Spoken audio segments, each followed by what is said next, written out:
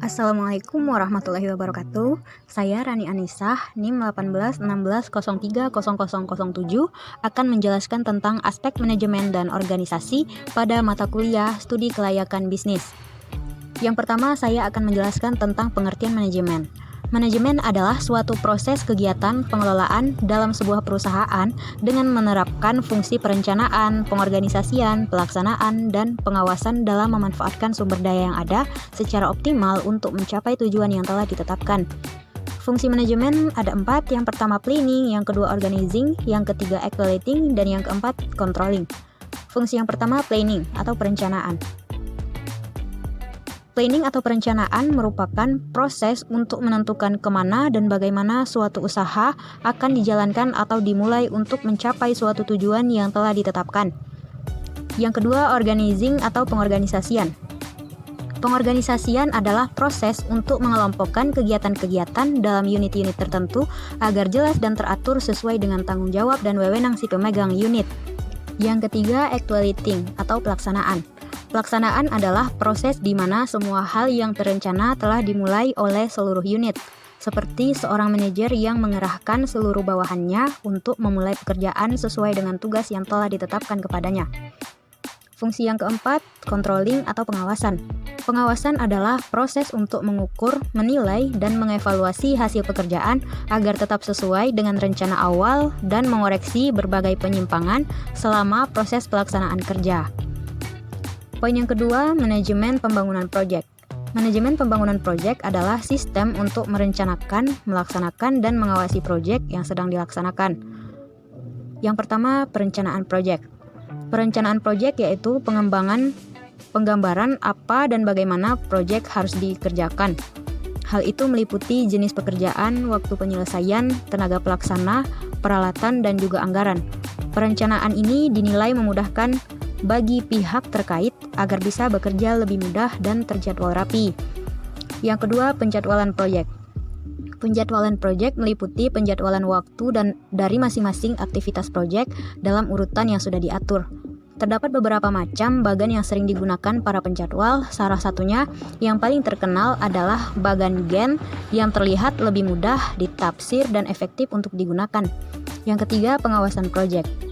Mengawasi dan mengendalikan jalannya proyek adalah satu hal yang tak boleh disepelekan dalam pembangunan proyek demi kesesuaian proyek dengan target yang telah ditetapkan. Lebih dari itu, pengawasan ini berguna untuk mengawasi arus anggaran dan mengevaluasi berbagai kelemahan dan kekeliruan selama pembangunan proyek. Poin yang ketiga, manajemen sumber daya manusia. Manajemen sumber daya meliputi segala sesuatu yang dipersiapkan perusahaan berkaitan dengan kinerja sumber daya manusia, yakni dalam penempatan posisi kerja sesuai dengan bidangnya masing-masing. Dalam konsep manajemen sumber daya manusia, terdapat hal yang berkaitan erat seperti adanya kebijaksanaan, prosedur, dan juga praktik dalam mengatur orang lain demi tercapainya tujuan. Yang pertama, analisis jabatan. Analisis jabatan adalah hal pertama kali yang dilakukan sebelum memulai suatu usaha, yakni dengan cara mempelajari dan mengumpulkan berbagai informasi seperti identitas jabatan, fungsi jabatan, uraian tugas, wewenang, tanggung jawab, bahan dan alat dan kondisi kerja, dan hal-hal lain yang berhubungan dengan jabatan agar tidak salah posisi dan bekerja sesuai dengan porsinya secara optimal. Yang kedua, perencanaan sumber daya manusia. Perencanaan sumber daya manusia adalah mempersiapkan tenaga kerja yang sesuai dengan kebutuhan perusahaan, yakni tentang jumlah tenaga kerja berdasarkan perakiraan hasil produksi, dan dalam sistem manajerial juga berdasarkan jumlah jabatan yang tersedia dalam struktur organisasi perusahaan. Yang ketiga, pengadaan tenaga kerja. Pengadaan dan pencarian tenaga kerja baru dilakukan setelah analisis jabatan dan perencanaan sumber daya manusia sudah terpenuhi dalam rangka mengisi jabatan yang tersedia, meliputi penarikan atau rekrutmen, seleksi atau selection, penempatan atau placement. Penarikan atau rekrutmen adalah proses untuk mencari calon karyawan yang memenuhi syarat sehingga dari mereka perusahaan bisa memilih orang-orang yang tepat untuk mengisi lowongan yang ada.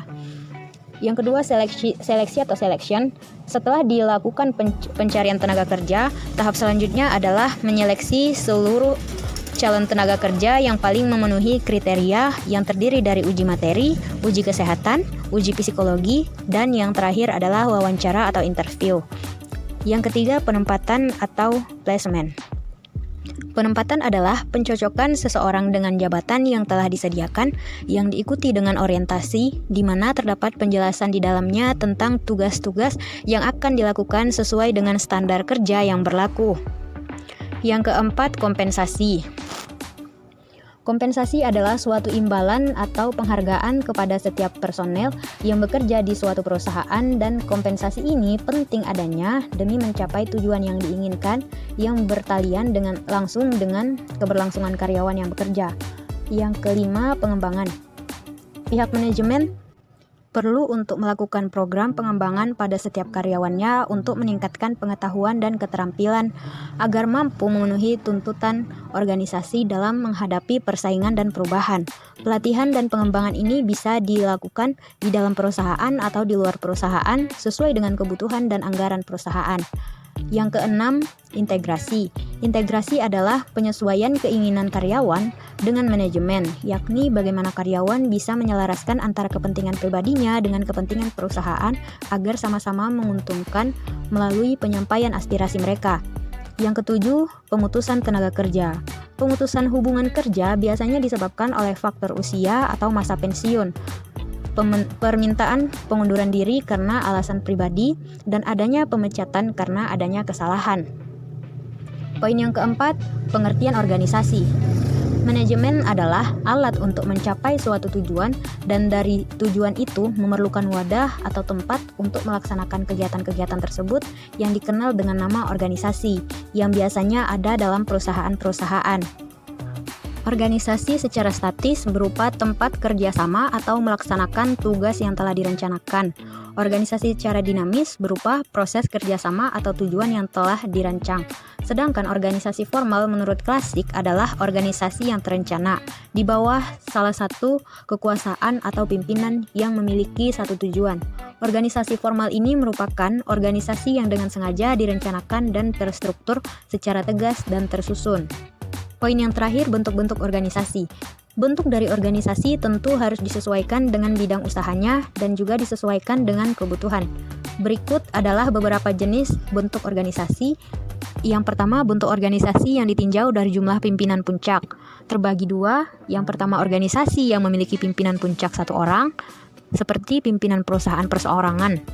Yang kedua, organisasi yang mempunyai pimpinan puncak lebih dari satu orang, misalnya pimpinan di PT atau firma. Bentuk organisasi berdasarkan hubungan-hubungan wewenangnya, baik itu wewenang lini, staf, maupun fungsional. Terbagi atas tiga. Yang pertama, wewenang lini, yaitu wewenang yang menimbulkan tanggung jawab atas tercapainya tujuan-tujuan tertentu. Yang kedua, wewenang staf, yaitu wewenang yang membantu si pemilik wewenang lini agar bekerja lebih efektif dalam mencapai tujuan perusahaan. Dan yang ketiga, wewenang fungsional, yaitu wewenang yang diberikan kepada seseorang atau departemen agar dapat mengambil keputusan tentang hal-hal yang ada di departemen yang lain. Sekian dan terima kasih. Kurang dan lebihnya saya mohon maaf. Salam Rani Anissa.